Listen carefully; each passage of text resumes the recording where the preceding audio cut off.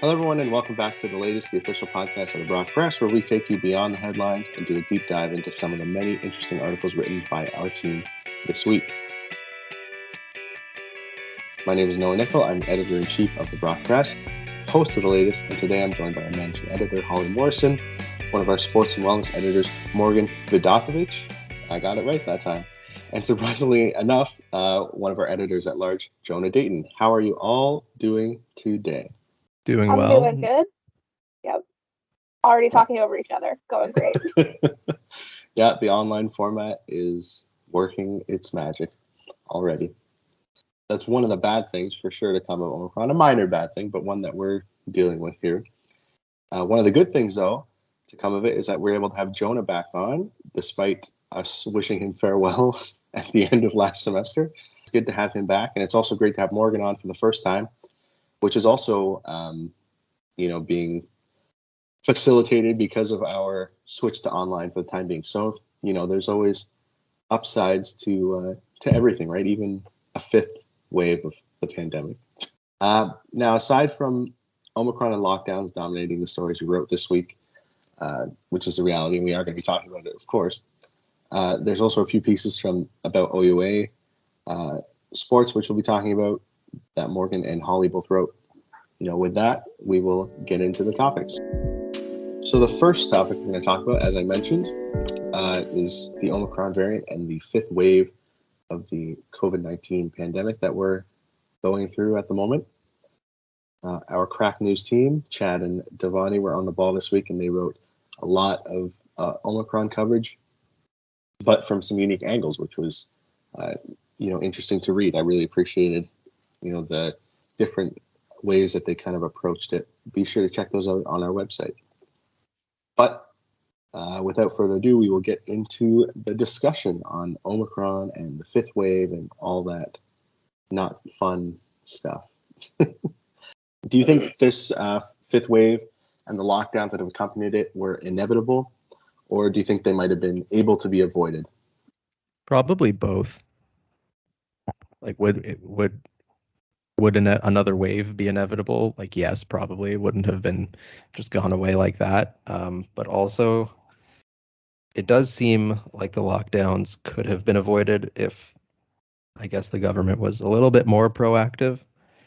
And it also seemed like the booster process for us was kind of a mess. Just a mess trying to book a time and whatnot. So that probably could have been thought out a little bit better if maybe they did it in stages, like by decade, rather than 18 to 50 go, like 40 go, 30 go.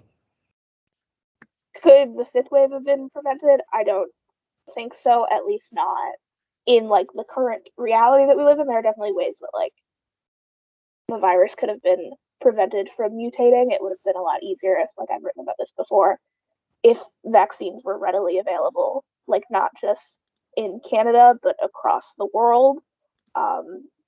This thing would have mutated a lot less quickly. But obviously that's not what happened. So, with the way that the world is right now, there really wasn't a way of preventing a more sort of contagious variant from, I guess, developing. But definitely with the lockdowns, like it's been years of this at this point. There has been time to plan, to figure out what to do in this situation, to figure out how to deliver boosters effectively. And it just sort of feels like the people in charge dropped the ball on that one. Yeah, I definitely agree with that. I feel like the whole system is just not working right now, and there's nothing we can do about it because that's the reality, that's the life that we're living in right now. But had they have done things more efficiently from the get-go, we probably wouldn't be in this situation. Yeah, 2 years seems like enough time to have gotten things a little more sorted than this. Holly, you talked about it in your school closures article this week about just like things still being kind of held together with like, string, and like everything is still just operating as we did before. We're just kind of by the skin of our teeth when times were normal. Nothing's real, they've just been trying to get back to that like really rickety kind of amalgamation of like all of our, social infrastructure and stuff. Like there's been no attempt to like improve, you know what I mean? Like build anything in the last 2 years other than what was already like broken that we had before, and like trying to keep that together for whatever ridiculous reason. Well, yeah, like I don't know about you guys, but I felt like this September to December, that semester was fairly normal, right? Like cases weren't that bad. You had to wear a mask, but other than that, I don't know, it felt pretty normal to me. So you would think that in that time when everything was relatively okay, and plus it's like pretty common knowledge that like winter's going to be worse than every other season, right? So you would think with knowing that winter is coming, to quote Ned Stark, and the last 4 months being okay, that would have been a little bit of time to prep.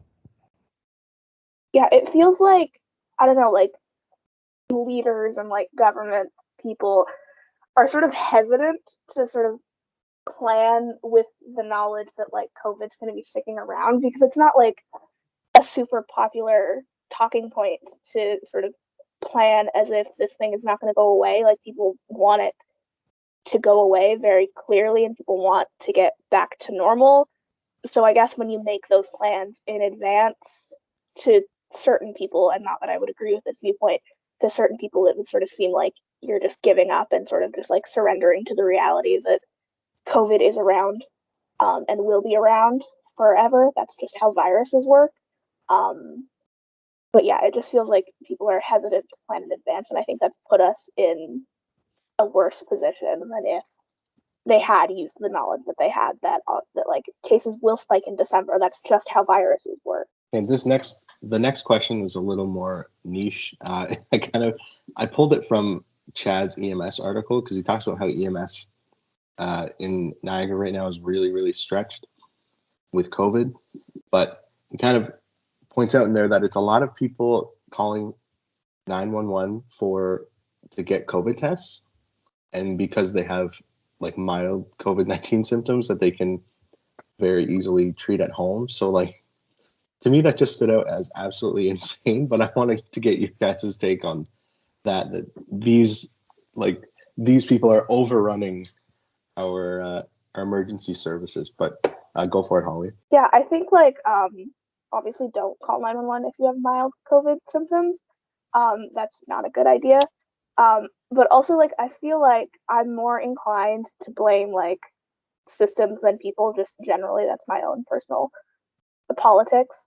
But it does feel like things have been so poorly communicated. It is so hard to get your hands on a rapid test. It is so hard to know what to do if you test positive for COVID, that people are like desperate and confused and don't know what to do. So they're experiencing mild COVID symptoms. They're sick. That's something that could potentially be dangerous for them and other people. They don't know what to do. So they're just sort of doing what we've all been taught, as kids, call 911 if there's a medical emergency. And I think, definitely structures that could have done a better job of, I guess, communicating what you're supposed to do if you test positive for COVID if you have a mild case. I don't feel like those things have been super effectively communicated, and there aren't a lot of structures to, get tested, to know when you should get tested, that kind of thing. Yeah, just to touch on what Holly said, like it's almost like they need like a rule book or like a guidebook, some sort of written plan that everyone has access to do. This is what you might feel, this is how you need to react, this is what you need to do. Because I feel like nobody, even separating the hypochondriacs from the actual people experiencing things, or the people who are sick or the people who aren't sick, like I feel like everyone is just so stir crazy right now and doesn't know how to deal with anything that's happening. And I feel like if the government or whoever, public health, came out with just a book, some sort of access point that they could put online or whatever, to give everyone the like basic knowledge of what this is, how to deal with it, how to deal with yourself when you have it, all those things, I feel like that would have been super beneficial. I literally work in like a long-term care home. I was in contact with COVID, and I'm still not eligible to book a PCR test, which I need to return to work. But there's so many, like I don't even know why they're not available. Like who is taking up all these PCR tests? Why is there no rapid tests anywhere? Like why are all these shortages happening when we foresaw this entire fifth wave coming? Like everyone knew it was coming. Why isn't there enough tests for people? That test is reassurance for some people, and they don't have that, and they're going stir crazy, you know? The way that they do it right now, having had COVID over the winter break, and trying to look at what public health was recommending, it was pretty much impossible. It was the furthest thing from a book in that it was not very clear or well laid out. So it's definitely left, the opposite of how it should be. It's very unclear, very poorly defined on what you should be doing and how to best keep yourself and others safe. So I'd have to agree fully with what Morgan said on both those fronts about, having a testing supply ready to go and, the need for much clearer instruction to help maybe avoid some of that 911 surge calling we're seeing. Yeah, this is a dumb question, but can ambulances like refuse a call? Because they like when you have to give your reason, right? I don't know, I've never done it, but you call and they go like 911, it's your emergency, right? If they deem the emergency is like mild Yes. COVID, can they just go no? Oh, they can? Yeah.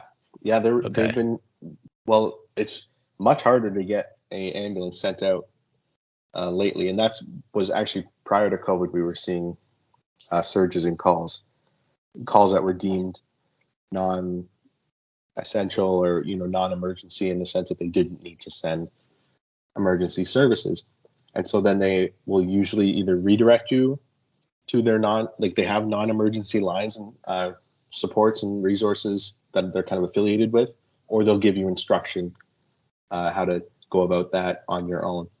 But that's becoming increasingly common. Yeah, it is good. It is good. And it makes sense to triage it. But again, you're still holding up those lines, right? Like there's still demand being put on those limited resources.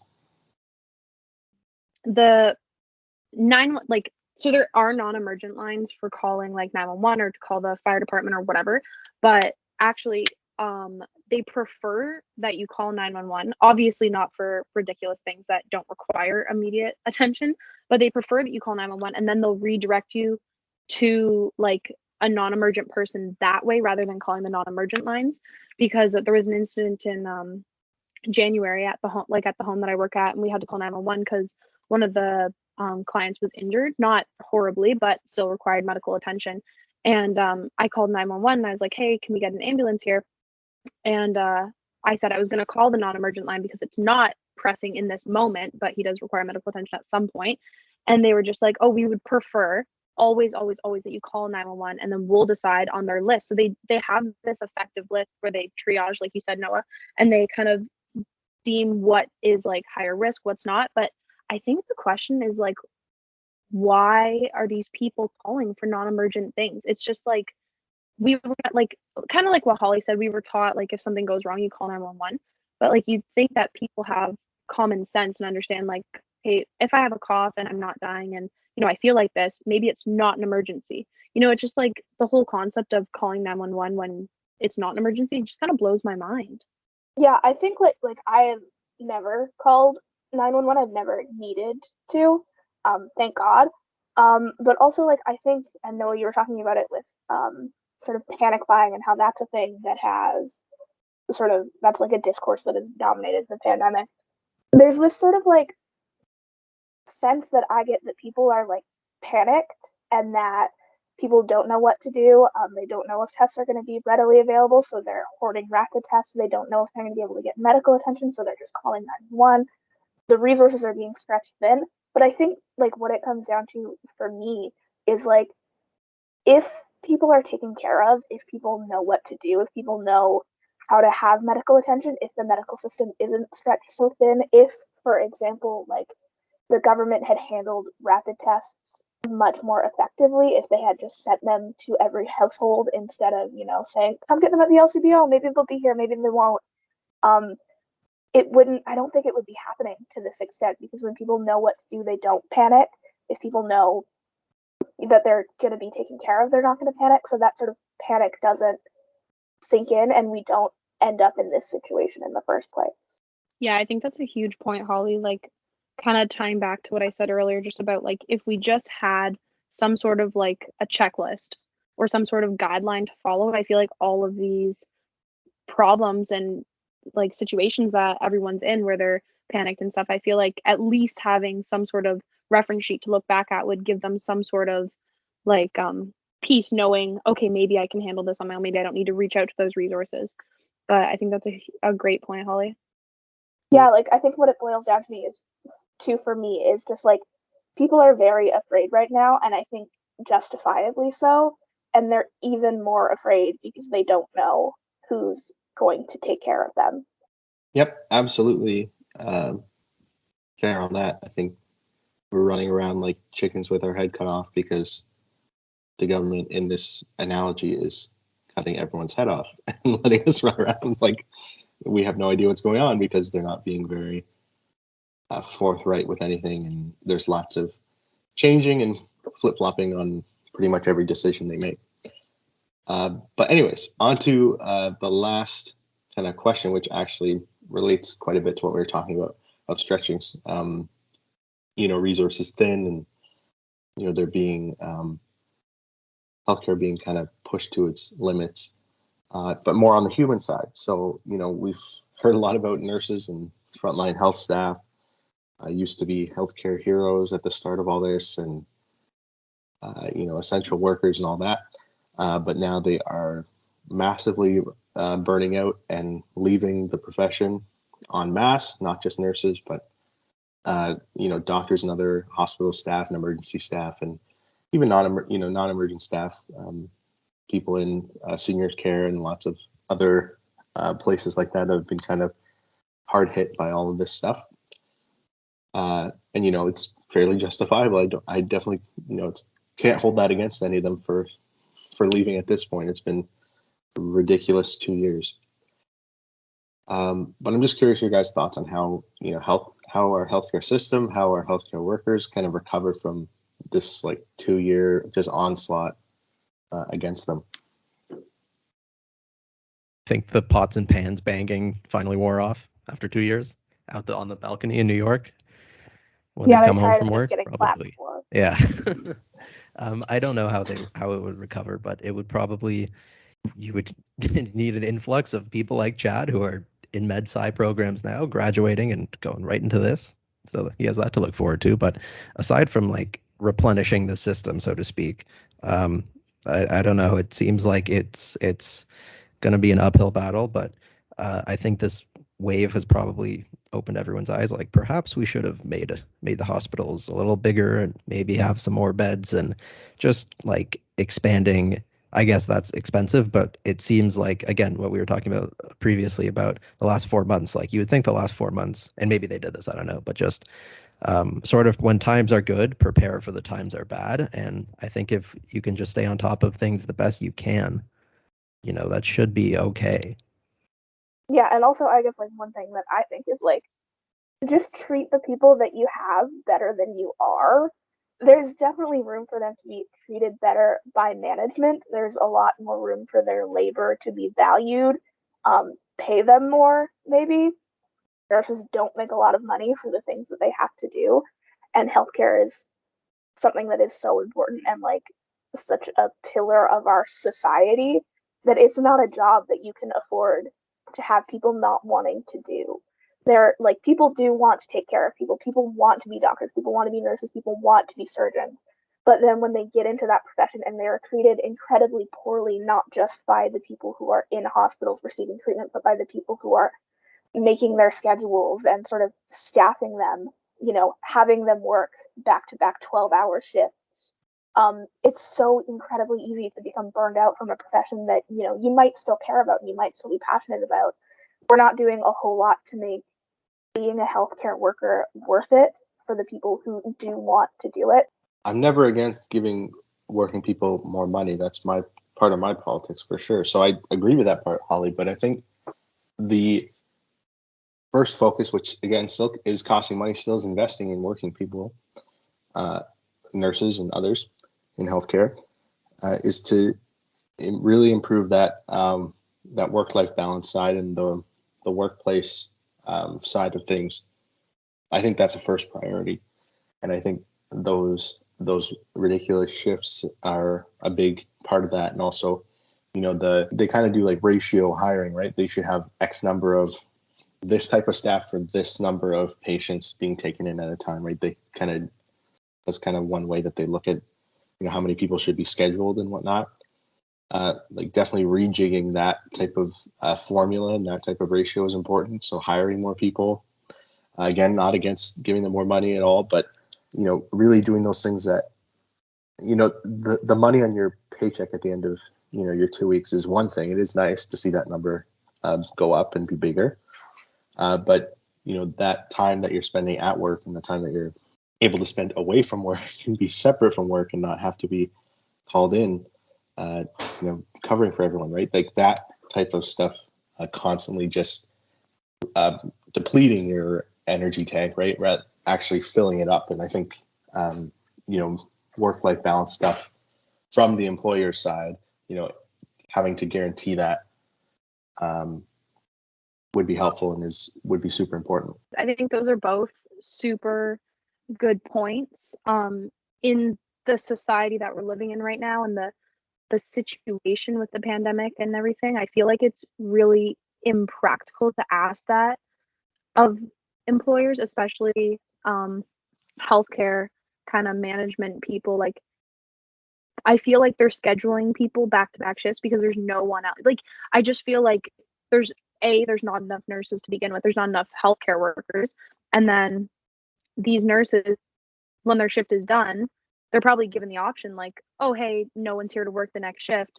Do you want to stay or do you want to go home? And these nurses are in this profession because they want to help people, essentially. And they probably see that like, well, I don't want people to be untreated if no one's here to help them. I don't want the other nurses working to have to take on more because no one's here. So I feel like there's a lot of guilt in healthcare workers too. They're like, I can't do enough. How can I do more? And then they just get stuck in this cycle and they're just so burnt out and they have no idea what to even do with themselves anymore because they've been working, they've been trying to help, they've been taking on all these extra shifts, these extra responsibilities because there's literally no one else to do it, and I feel like a lot of people who seek medical help too, they go there and they're frustrated because there's not enough nurses, there's not enough resources, but like these people are showing up. Like you can't be mad at them because they're the ones showing up trying to help. Like they've probably exhausted everything they have trying to help, and I feel like society's backlash towards the nurses or the healthcare system is all just coming from like the wrong place. It's no different than when you go to Tim Hortons and you get a coffee and they make it wrong and you don't want to tell them that they made it wrong because you don't want to make their job any harder. But people are going into the healthcare system and they're just constantly making people's jobs harder and harder and harder when those people are showing up, and they just deserve that little bit of extra respect, Yeah, totally. Like, I think what it boils down to, like you talked about, the guilt. There's like so much guilt because like I have friends who are healthcare workers and who work in the healthcare system. I have never done that, would not be able to do that, and have a lot of respect and admiration for people who do. And like it is like because you get into healthcare because you feel a desire to help people and to take care of people. But then we're in a moment in time and sort of just a moment in society where there are not enough resources to get the job done that needs to be done. And it's just frustrating and just terrible for everybody, like people who need treatment and people whose job it is to provide that treatment. People just are not being given the resources that they need to succeed in general, but especially in the healthcare system right now. 100%. I think that was perfectly summed up there, Holly. I just wanted to say, I don't think we're disagreeing with you, Morgan, when me and Holly recommend to have more resources for healthcare. I do think, like you said, yeah, it's definitely idealistic, right? It's not like we can wave a magic wand and they have all this ability to hire all these people and everyone gets treated great and we all can, hold hands and, be happy, right? I see that that's obviously idealistic, but it's also important to recognize, like, by design, healthcare management and like like Niagara Health and like other companies that run these hospitals and whatnot, they by design are taking advantage of those people that you talked about, right? Who are giving it their all and feel guilty, right, leaving after their shift if there's not enough people to provide care for patients, right? And if they're told that they're short-staffed and they need people to cover shifts, right? That is by design, they're taking advantage of those people. and that's kind of a bigger system thing. And again, like you said, it can't be fixed by one person, and it's not a magic wand. You don't have a magic wand to fix that type of issue. 2 years ago, there was a shortage of nurses before COVID even happened.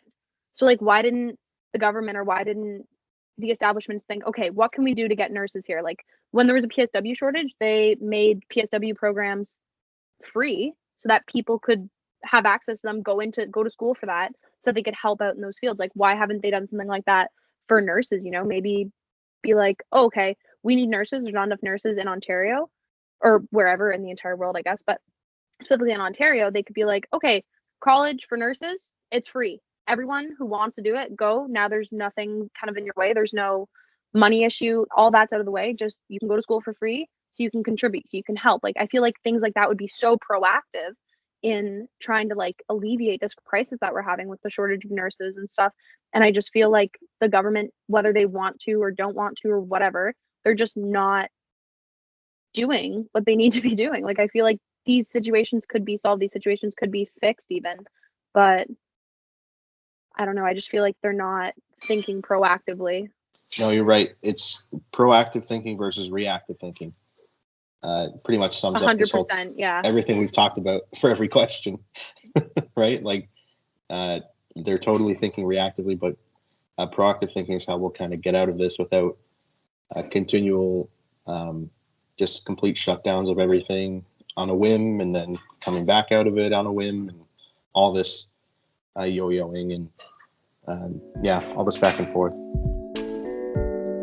So the second topic that we're going to be talking about, and also the last topic that we're going to be talking about, because we are running a little bit long, and this is, a topic that will generate quite a bit of discussion. So both me and Morgan wrote about OUA sports this week, how they are not happening right now and how they won't be happening for at least another month. And that's due in part to the fact that the OUA as a league did not make the list of elite amateur leagues that the Ontario government put out. And basically what that meant was that the Ontario government put out a list of leagues that were deemed elite amateur, which basically means that they are accepted from the no indoor sports restriction. So they're allowed to continue playing, allowed to continue training. The OUA was not included in that list, and so they are not permitted to continue playing, to continue training, to continue basically any kind of activity under the new Ontario lockdown restrictions. So I shared my thoughts on it, about how, yes, OUA athletes are elite, and how it is not just the Ontario government that sort of undermines that fact. We need to recognize it. And Morgan sort of dove into the hashtag OUA is elite, which sort of blew up on social media, if you're in, I guess, university sports circles. And former and current OUA athletes have been using social media to share sort of their feelings, their outrage at the government's decision to sort of attest that they are elite athletes. So sort of looked at it from similar angles, but mine was more of an opinion. Morgan looked into sort of what was happening. So I guess I just wanted to ask the three of you, why do you think the Ontario government decided to leave the OUA off the list of elite amateur leagues? Like, what was behind that decision? Well, Holly, you mentioned it in your little intro, and we'll get to it later, but you're totally right that, yes, the government made this decision, but there are other entities that allowed them to make their decision, and we will get into that in a little bit. As to why they left them off the list, I would just guess, and this is just me guessing, it's not a great, like, bang for your buck ratio. Like, there's a lot of travel involved, even though this year it's less. And it's expensive to run programs and to, have teams traveling and going to hotels and whatnot. And like you mentioned in your article, and like we'll talk about in a bit, they don't generate, like, nobody goes to the games, right? Like, they're not a moneymaker. Canadian university sports does not make money the way US does, and it's not like that shouldn't be the goal. It certainly isn't the goal necessarily in Canada, but I think just the reason that they left it off the list, like, it probably boiled down to not a lot of people.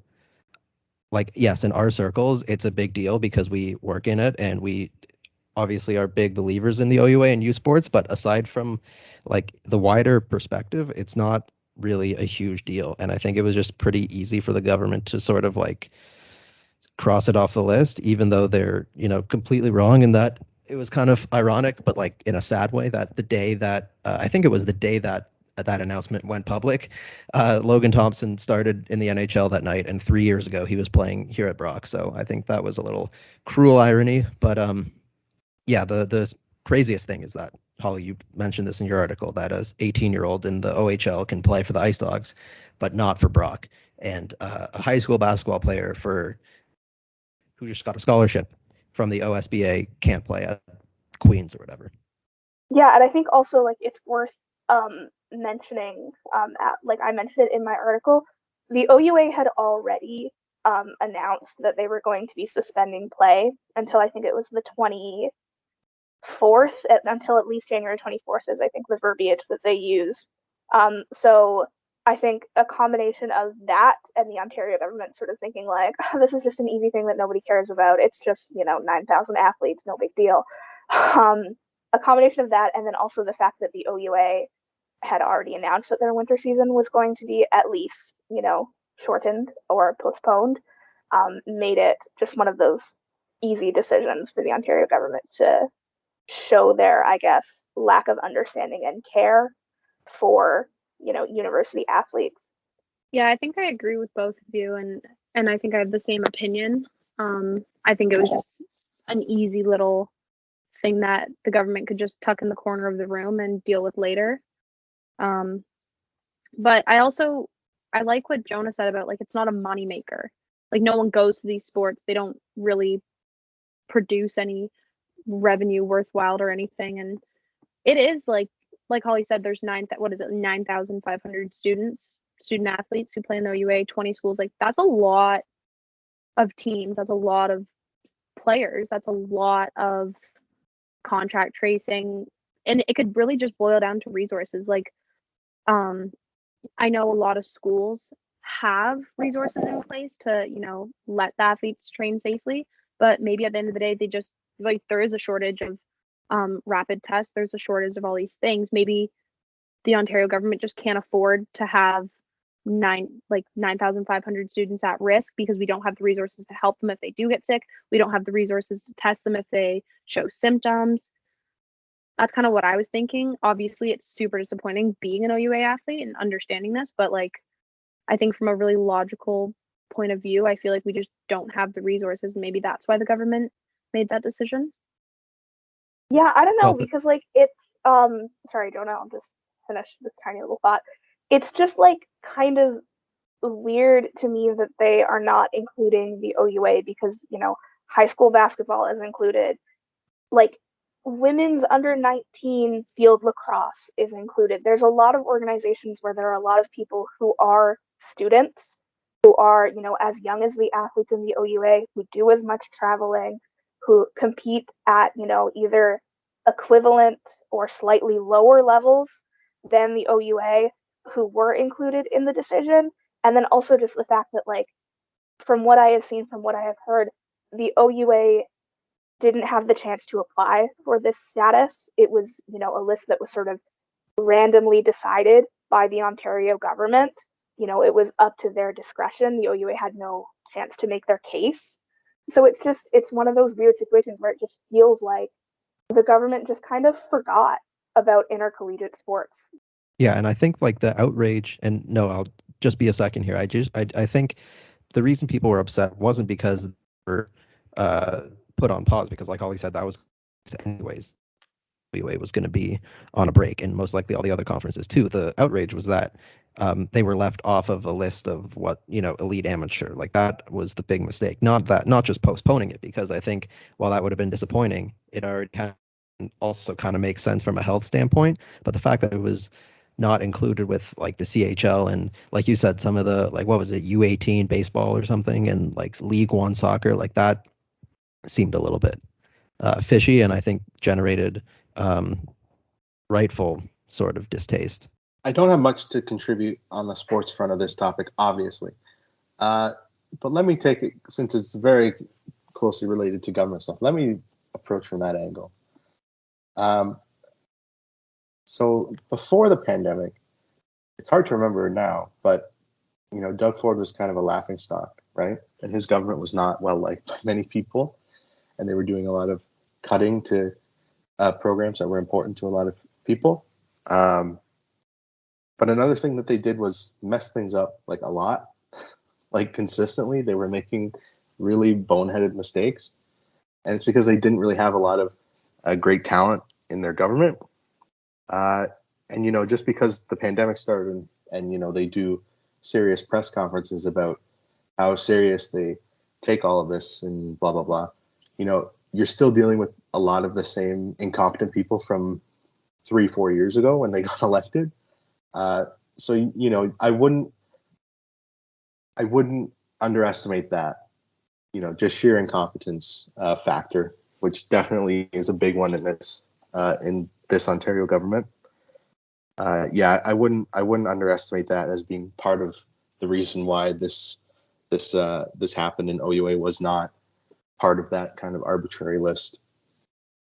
Yeah, like I said, it feels like they forgot about the OUA. I wouldn't be surprised if they genuinely just forgot about the OUA when they were making that list, because like I said, it is a list that the government put out. These organizations were not consulted.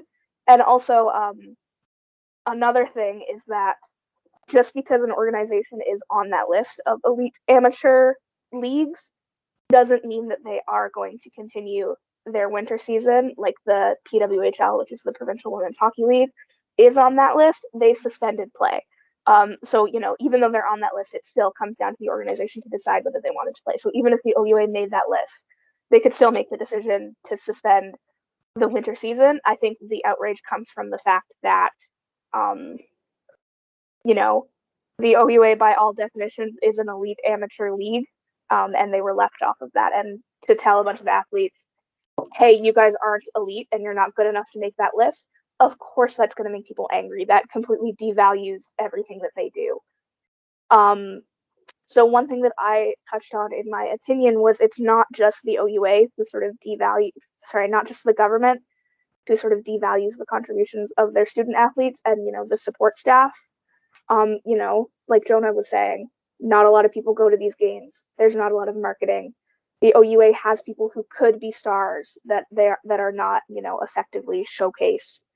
So I guess I just wanted to ask from your perspectives. I know that Jonah and Morgan will probably have more that they're able to say than Noah on this, but do you think that the OUA and member schools do enough to showcase their athletes to sort of put their eliteness on the radar of the Ontario government?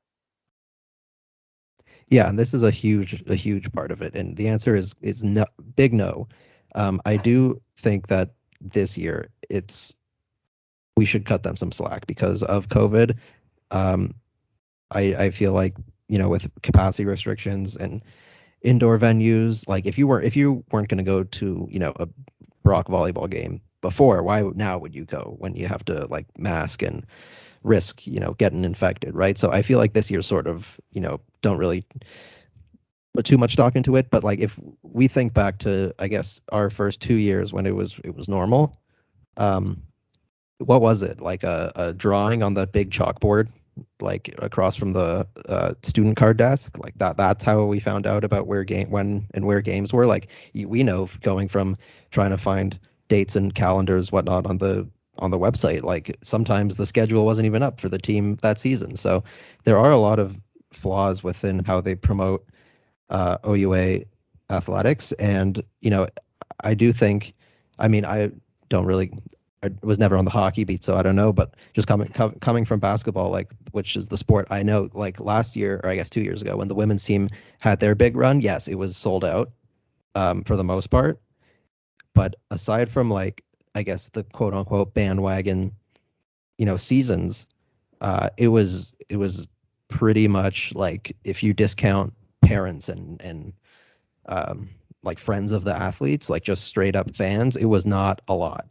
And regardless of how well the team is doing, how well it's performing, I don't think, aside from us, we're sort of in a weird spot because like we have to, know all the players and know, the schedule. Like I would be shocked if you went up to a like Noah, let's ask you, like, do you know like 5 people on the like men's hockey team? Like I don't even know that because I don't cover them. So I do think that the schools, and it's not just Brock, it's across. And I actually think for the most part Brock does a decent job of trying to promote, but like at the end of the day, the homecoming hockey game will probably get a big turn up, but even still, like I remember, past EICs writing opinion pieces of like where did the best fans in, OUA sports go? Because apparently before we got here, they were showing up by the thousands, and I don't know what happened, but I don't know. Noah, maybe this actually would be a good place for you to hop in as sort of like a neutral member here. Like, do you feel that the schools promote the sports? No. The only kind of promotion I saw of it was for the what's that called? They would do at Meridian. Was that basketball? No, it wasn't. Oh, basketball. the Paint the Meridian Red? Yeah, that's what was usually that? the basketball game. That's There's basketball. a basketball one. Oh, Steel Blade. Steel Blade is is hockey hockey. one. Yeah. So both of those are the only times I really ever saw that. Yes, for sure. And those are always good turnouts. Now at the same time, though, that doesn't. They promote them as like homecoming. Like they're like, this is part of homecoming weekend. It's not like promoting really the team itself. No. Yeah. And there might just, it's kind of tough, right? Like I don't know. From my perspective, I really just, I don't personally care. No offense to any of that. I'm not. Fair. I don't care about professional athletes. You know what I mean? Like I don't watch professional sports either, really. So like, it just isn't an interest of mine. So maybe that has to do with, you know what I mean? Like there might just be the people that are going to school, like going to university. Why are they there? What are their interests? Maybe, if like, I don't think I'm alone by any stretch. You know what I mean? People no, you're not.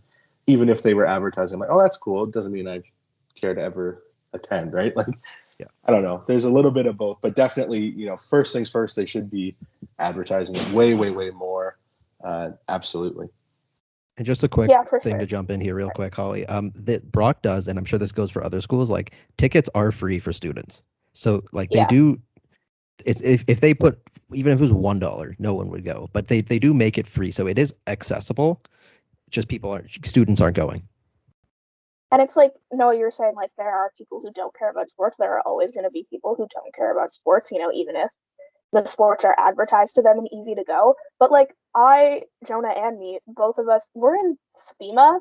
Like the people in SPEMA are sport fans. I know people who are sport fans who love sports, who have never once like stepped foot anywhere near an OUA event, who like could not tell you who's on the hockey team, who will be like sitting in a lecture and like the guy behind them is actively on the hockey team and they would have no idea.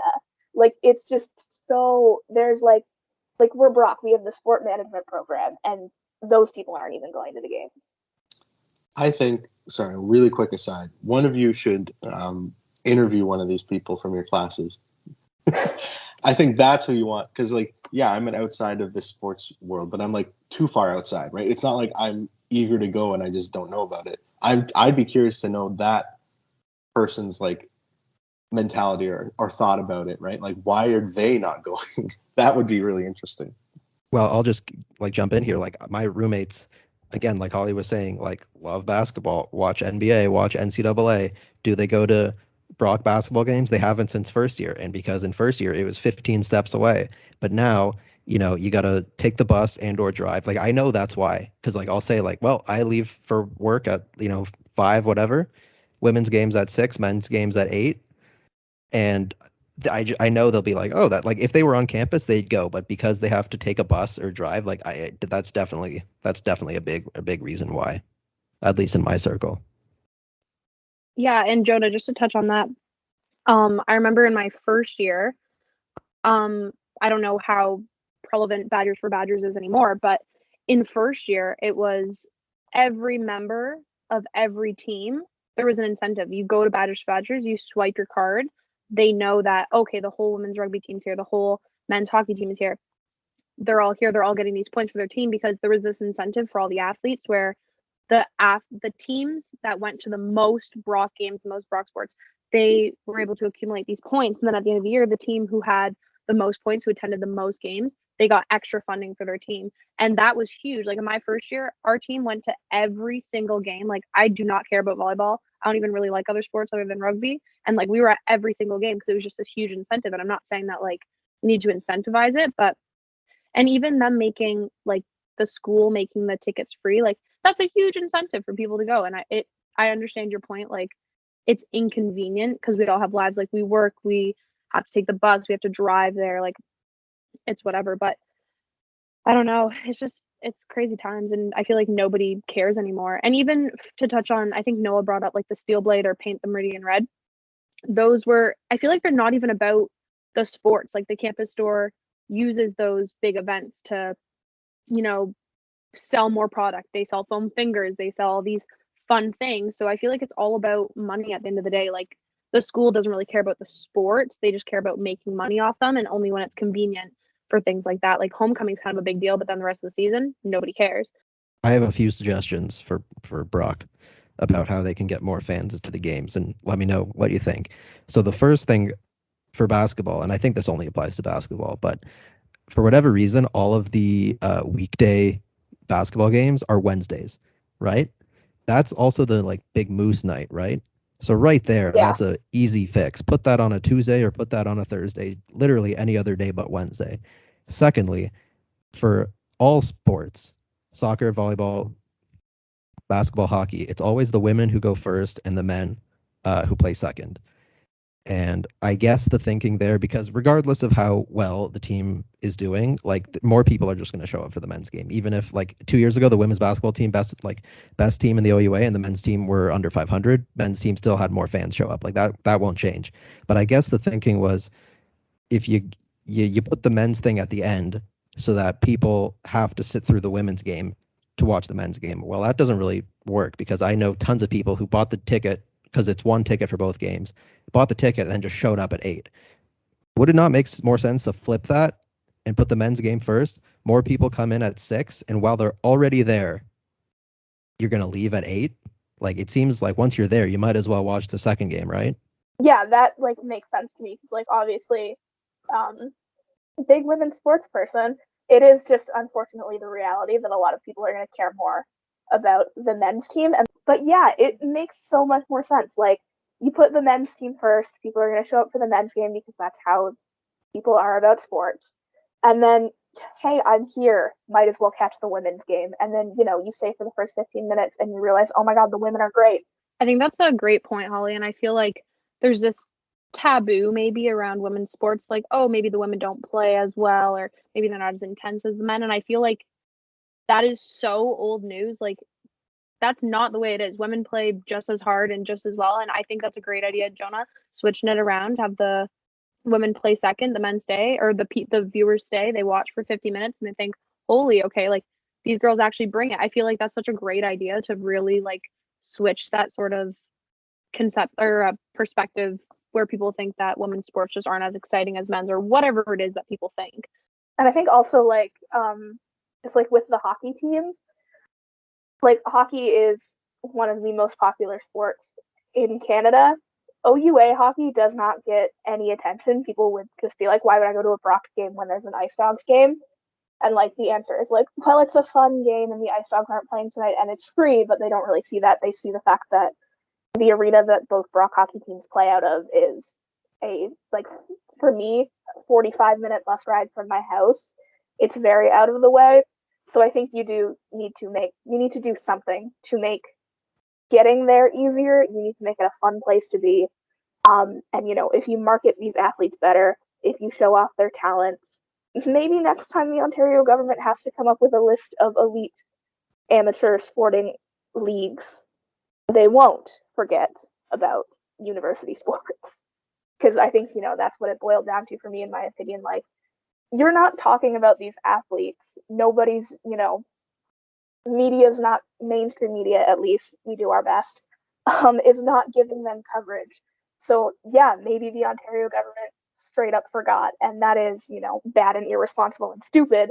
But also, like, there is something that member schools and the OUA can do to improve that and make it so that it is a league that people value and recognize. For the Steel Blades and stuff, they have shuttle buses that run from Brock to the games. They bring everyone there. They bring everyone back to Brock. Like, I feel like if they had more opportunities like that for games, especially for hockey, because their season is so long, there's so many games. I feel like if they had shuttle buses, like, I feel like a yellow bus isn't that expensive to rent. I feel like if Brock could rent those once, like for 1 week, one game a week or whatever, or games where men and women play, I feel like maybe that would help bring people to the games. You know, they have a reliable transportation that they can sit on the bus with all their friends. They can go there, come back safely, like they can drink or whatever while they're there and not have to worry about driving back. I feel like all those things would really entice students to maybe, you know, want to go to those games more. And I feel like it's so effective when they do it for Steel Blade or even Paint the Meridian Red. I'm pretty sure I took a bus to the Meridian Center to watch the basketball games. And it's the whole experience. And I feel like people either forget about that experience because a lot of students have kind of, you know, graduated, moved on. And there's this newer class of students, the newer students who don't know that these things exist yet, you know. And I feel like if they advertised it more or put those opportunities out there, people would think, okay, yeah, like that sounds like something fun that we could do. And I feel like that would really bring in some great spectators and make the games even better. Even thinking of the bar scene from like first year and second year and stuff. If you ever went to, like, you had a couple of friends with you and you went to a bar that there was really just like nothing happening that night for whatever reason, there just was really nobody there, you're not really inclined to stay, right? Because that same the energy of when it's busy, or at least when things are happening, you know, without that there, it falls really flat, and you realize how just terrible that experience is being there. Not to say that the same for sports per se, but like you mentioned before, Holly, just having the energy, and the crowd can easily, you know, or more easily get people kind of wrapped up in it, regardless of how casual of a viewer they are. You're right though about like the bar thing. Like if you go to a bar and nobody else is there, you're not going to have as much fun. It's the same if you go to a hockey game and you're the only person cheering.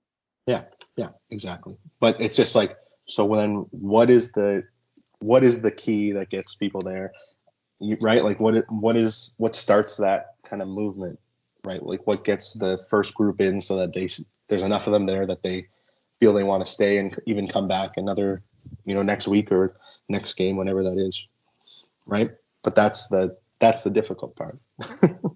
Yeah, I think like that is the difficult part. But if you can master that, if you can figure out how to do that, you don't end up in the situation where OUA athletes have to get on Twitter and Instagram and say, hey, we're elite athletes too. You can get it so that like the Ontario government announces that the OUA won't be able to compete for all of January. If you can get it so that students are aware of that, students who have nothing to do, like no competing interests with the OUA, if you can get it so that they're like, oh, darn, I really wanted to go to that hockey game, I think that solves the problem that has been, I guess, sort of created here, that sort of resulted in the OUA being left off of this list. And I guess the last thing that I wanted to ask is, we talked about the hashtag OUA is elite. There's like people posting Instagram posts on Twitter, people writing articles. There was even an article like on cbc.com. Do you think that sort of like the backlash and sort of the, I guess, like discussion now is going to change something? Do you think that the government is going to, you know, amend this list to be like, and the OUA too? I don't know if they'll change it. I sure hope they develop some sort of recognition, but I feel like all the athletes and everyone who's speaking up, it has to make a difference. Like there's no way people are seeing this and being like, oh yeah, still don't care. Like I feel like so for example, I participated in the hashtag and I put my pictures on my Instagram story of me playing Team Ontario, of me going to a Canada camp, all of these things, me playing for Brock, kind of being like, I am proof that the OUA is elite. Like, look at these opportunities that I had because of the OUA. And I had like random people, like one of my uncles messaged me and he was like, oh, that's cool. I didn't know that you did this. Like, I feel like that brought a little bit of awareness just to people who didn't even know, and whether it's the government seeing this or not, at least some sort of impact in the community, like even just educating or communicating to people who aren't really aware of the situation is going to make a difference. Whether the government decides to change their, status of the OUA or not, at least OUA athletes and OUA alumni are getting that message out to people who might not have known about it. So I honestly don't think that the government will change their decision. University sports just probably aren't on their radar, which to me is that's just, I just can't even believe this is happening. Like, how, I can't imagine how other athletes feel because I didn't play this year, but to dedicate 4 years of your life and more before university to developing the sport and becoming the best athlete you could be, just for, someone to decide, oh, psych, no matter how hard you've worked, it's not enough for you to be considered elite, whether you've had these opportunities after this or whether you've gone on to play in the Olympics. You're just not elite. Like, I feel like they didn't care in the first place. They're probably not going to care after this hashtag, but at least it gives some of the athletes a little bit of, reassurance, knowing that we're trying to get our message out. And I feel like that's better than nothing. There are so many people who just don't know that the OUA is elite, if they are, aware of it at all. But I guess what the hashtag has done is at the very least said to, people who go to Brock, hey, a guy who used to play for your school is in the NHL now, or people who are actually actively on the Brock men's lacrosse team right now this year play professional lacrosse in the winter. They're people from the men's hockey team, even now, as the OUA season is, suspended, are signing professional contracts. The women's hockey team has a lot of alumni who have gone on to be professional. The wrestling team is insanely talented. There are so many Olympians. Rowing, even. At least the hashtag has sort of made people aware of the fact that, these elite athletes do come from, Canadian university sports. Yeah, and I pretty much agree with both of you, so don't need to spend too much time talking about this. But with Morgan's point, I agree. I don't think it will ultimately change, but at the least, it is generating awareness. And like you were mentioning, Holly, it will, at the very least, someone might stumble across it, realize that the guy they saw at the Steel Blade 3 years ago is now playing for Vegas, and might be more inclined to go to a hockey game, in February when things hopefully resume. Yeah, I feel like university sports are never the topic of anyone's conversation, really.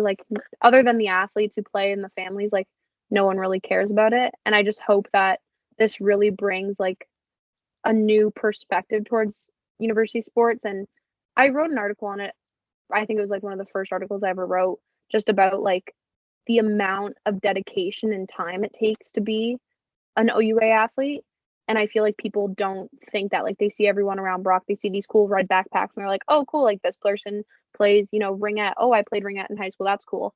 People don't really think much of it, but it's kind of a big deal. And until people kind of appreciate that or realize that, I feel like nothing will really change around the university towards advertisement for games or, anything like that. And I just feel hopefully this hashtag, even though it is unfortunate, it's frustrating to hear that people don't think that what you invest all this time in it is really worth anything, but hopefully this will bring awesome things and just more understanding of what it's like to be an OUA athlete. And even if nothing major comes out of it, at least people will know that you don't just show up and you get to play a couple games and it's fun. You commit so many hours and it's kind of like a job.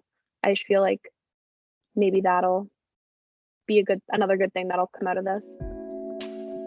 So that does it for another episode of The Latest, our first of the new year. Thanks to Holly, Jonah, and Morgan for joining me to talk about these great articles today.